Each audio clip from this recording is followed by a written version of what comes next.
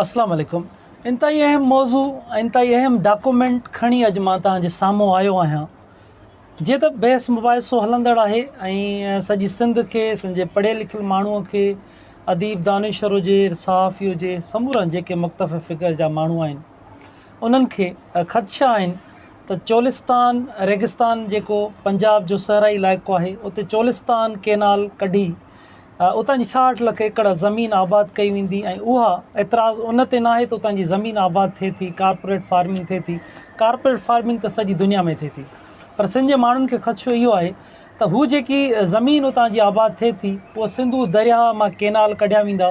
जीअं त सिंधू दरिया जी अॻी जेकी पोज़ीशन आहे उन ते असीं ॻाल्हाईंदा रहिया आहियूं, कोटड़ी डाउन स्ट्रीम रोज़ानी 95 एकड़ समुंड में पाणी न वञण सबबि समुंड मथे अचे थो ऐं ज़मीन सिंध जी तबाह थी रही आहे ऐं समुंड पाए रहियो आहे।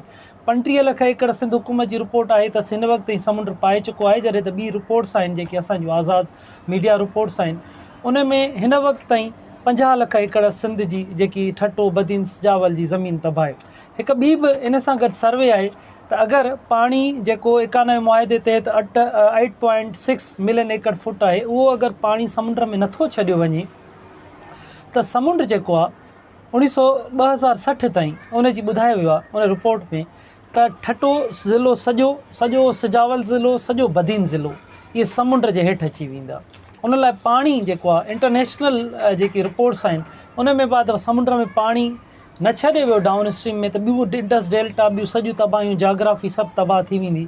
उन लाइ हाणे असीं जेके अॼु इंतई अहम मामले ते इन डॉक्यूमेंट ते ॻाल्हि ॿोल करंदासीं। ही उहो डॉक्यूमेंट मां तव्हांजे साम्हूं खणी अची रहियो आहियां जेको मुल्क जे सदर आसिफ अली ज़रदारीअ जी सदारत में हिकु इजलास थियो, जंहिंमें उन जी रज़ामंदीअ सां, उन जी मंज़ूरीअ सां उहो इजलास थियो ऐं उन में कुझु मंज़ूरियूं ॾिनियूं वयूं जेके मां तव्हांजे साम्हूं थो रखां थो। कहिड़ियूं मंज़ूरियूं ॾिनियूं वयूं, सिंध हुकूमत जो उन ते छा मौक़ुफ़ रहियो आहे, इन अहम मामले ते मां तव्हांजे साम्हूं कुझु मिंटनि जे अंदरि मामिलो खणी थो अचां त जीअं असीं सम्झी बि सघूं ऐं तव्हां ताईं शयूं आणिजनि, तव्हां बि इन में पंहिंजी राय ॾियो ऐं जेके लाॻापियल माण्हू आहिनि इन डॉक्यूमेंट ते अची ॻाल्हाइनि त हीअ डॉक्यूमेंट जी अहमियत छा आहे ऐं हीअ सचो आहे छा आहे कीअं आहे ऐं उन ते उन्हनि जो छा चवणु आहे, इन ते बि ज़रूरु हू अचनि। ॻाल्हि असीं अगरि शुरूआति कयूं था त शुरूआती तौर ते इरसा एक्ट में तरमीम जी ॻाल्हि आई।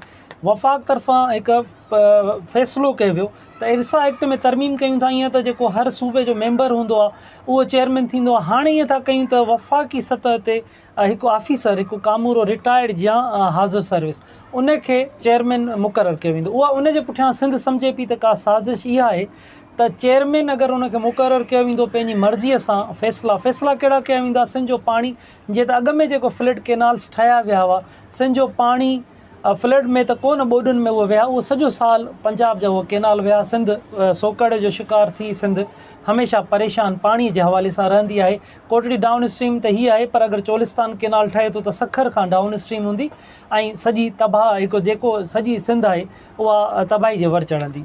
एतिरो ख़तरनाक ही मनसूबा जंहिं ते असीं ॻाल्हाईंदा रहिया आहियूं। चोलिस्तान केनाल 66 लख एकड़ ज़मीन, Cholistan canal 172 kilometre, Marot canal 80 kilometre, Sindhu दरिया मां कढिया वेंदा। पंजाब जो चवणु आहे त हू सतलज मां कढंदा, जॾहिं त सतलज तव्हांखे ख़बर आहे त इंडिया उनखे उहो खपाए वियो।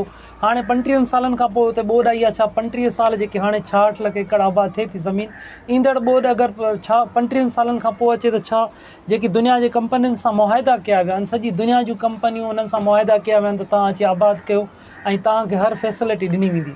जॾहिं उहा सभु फैसिलिटी ॾियण जी ॻाल्हि कई वई त उते मामिलो अचे थो त पाणी अचे किथां। इंतई मामिलो इहो थियो त पाणी अचे किथां। हीअ जेको मां तव्हांखे डॉक्यूमेंट साम्हूं तव्हांजे खणी थो अचां, हीअ इंतई अहम आहे।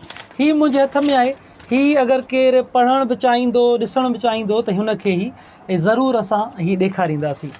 हिन में थियो ईअं आहे, हाणे असांजी मां 2-3 मिंटनि लफ़्ज़नि में तव्हां ॿुधायां त जीअं असीं पीपल्स पार्टी जे अॻुवाणनि सां ॻाल्हि ॿोल कयूं था, वफ़ाक़ ते जेके MNAs पीपल्स पार्टी जा वेठल आहिनि या हिते वेठल आहिनि, उहे सभु चवनि था पाणी जी ॻाल्हि आहे, पाणी सिंध जो जियापो आहे, असीं कंहिं बि सूरत में केनाल ठहणु न ॾींदासीं। एतिजाज थियो, स्ट्रगल थी, असीं धरणा हणंदासीं, छा बि कंदासीं, पर केनाल न ठहंदा। उन लाइ सिंध असेंबलीअ में सेप्टेंबर में हिकु करारदाद पिणु पास कई वई त त इरसा एक्ट में तरमीमुनि ख़िलाफ़ु हिकु करारदाद आंदी वई त कंहिं बि सूरत में तरमीमूं इरसा एक्ट में असां करणु न ॾींदासीं। हाणे हीअ ॻाल्हि रही हिकिड़े पासे।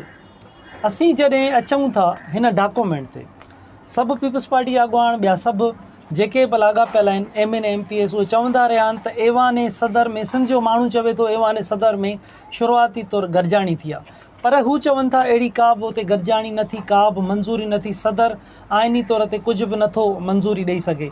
जॾहिं त हीअ जेको डॉक्यूमेंट आहे, हीअ डॉक्यूमेंट असांखे ॿुधाए थो, मां तव्हांखे 2 लफ़्ज़नि में हीअ पढ़ी थो ॿुधायां, उन खां पोइ शयूं वाज़े थी वेंदियूं त मुल्क जे सदर आसिफ़ अली ज़रदारी हिन जेको इजलास थियो आहे, गॾिजाणी थी आहे, उन में कहिड़ियूं मंज़ूरियूं ॾिनियूं आहिनि, उहे मंज़ूरियूं केतिरियूं ख़तरनाक आहिनि, उहो चोलिस्तान केनाल केतिरो ख़तरनाक आहे, उन जी मंज़ूरी किथे थी आहे, शुरूआति कीअं थी आहे।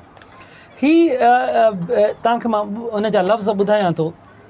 हीअ सदर जी सदारत में गॾिजाणी थी आहे। Brief to the president of Pakistan at president secretariat Islamabad on 8 July 2024। President Asif Ali Zardari chaired a meeting on Green Initiative Pakistan at Aiwan Sadr on 8 July 2024. The President was briefed on importance of water and food security. President खे brief ॾिनो वियो green initiative ऐं इन ते त उहो केतिरो ज़रूरी आहे। उन खां पोइ उन में हिकु ॻाल्हि कई वई त इरसा जेकी पॉलिसी आहे उन में तब्दीलीअ जे लाइ त डेवलपमेंट ऑफ स्ट्रेटेजिक कैनाल्स ऐं फॉलोइंग मेजर कैंडिनल्स वर डिस्कस्ड, जेके इन में डिस्कस थियूं उन में हेठि इन डॉक्यूमेंट में ॾेखारियो वियो आहे त ॿीहर इन जी इरसा खे कीअं रीस्ट्रक्ट कजे ऑफ इरसा पॉलिसीअ खे। उन में जेको शुरूआती तौर ते 6 केनाल उन में ॾेखारिया विया आहिनि त strategic canals. President was briefed on the importance of 6 strategic canals with requirement of construction of all canals as follows.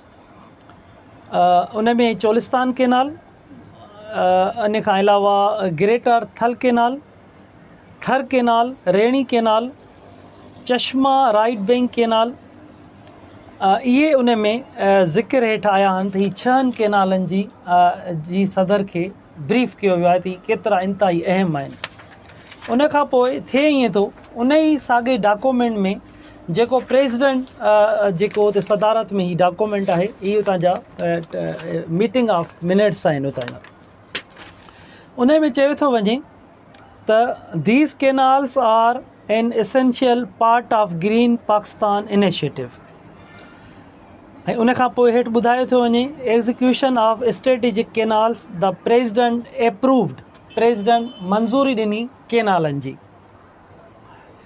ऐं उन खां पोइ उन ॿुधायो थो वञे strategic canals and urge consistent funding by the federal and provincial government. Funding जे हवाले सां ॿुधायो थो वञे त funding requirement of strategic canals the president highlighted to explore all the following funding option for development of strategic canals as a national priority. उन में federal PSDP मां ऐं प्रोविंशियल ADPs ऐं इन्हनि मां ऐं grant of soft loans for various, त मुख़्तलिफ़ लोन्स ही जेके मुख़्तलिफ़ उन्हनि मां फंड पिणु उन्हनि खे ॾिना वेंदा, इन जी पिणु मंज़ूरी ॾिनी थी वञे।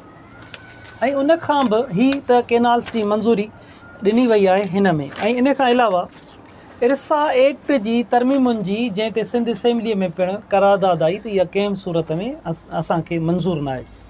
पर हीअ डॉक्यूमेंट मां नथो चवां, पर हीअ डॉक्यूमेंट थो चवे त इरसा एक्ट जे बारे में थो चवे त president was apprise on the necessity of amendment in existing IRSA act. He approved the proposed amendment and reiterate his all-out support and approval of the act from Parliament for engagement as law at the earliest.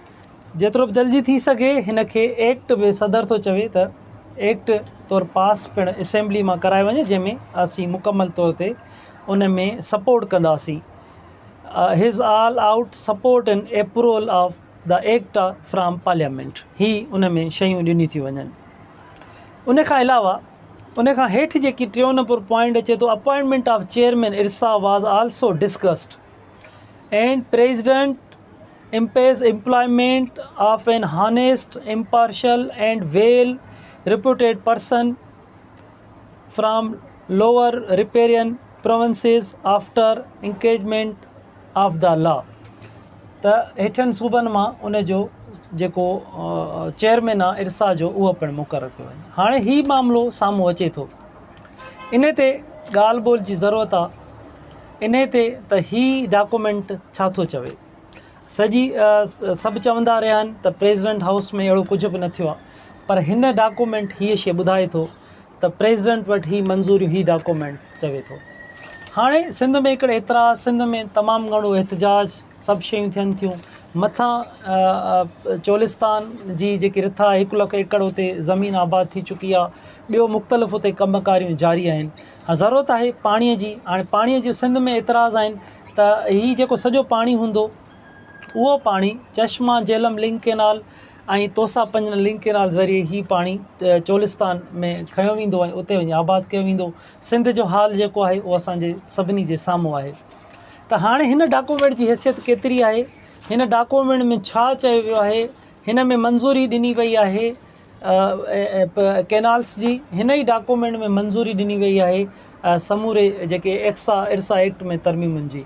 हिन ते ॻाल्हाइण जी ज़रूरत आहे ऐं सिंध जो माण्हू ऐं जेके लाॻापियल माण्हू आहिनि, हिन ते ईंदड़ प्रोग्राम्स में, ॻाल्हियुनि में असीं पंहिंजे व्लॉग्स में ॿियूं बि शयूं रखंदासीं। तमामु वॾो हिकिड़ो वसी टॉपिक आहे पाणीअ जो ऐं इरसा एक्ट में तरमीमूं, चोलिस्तान रिथा, उन सां तबाहियूं केतिरियूं ईंदियूं, हिकु तमामु वॾो वसी आहे।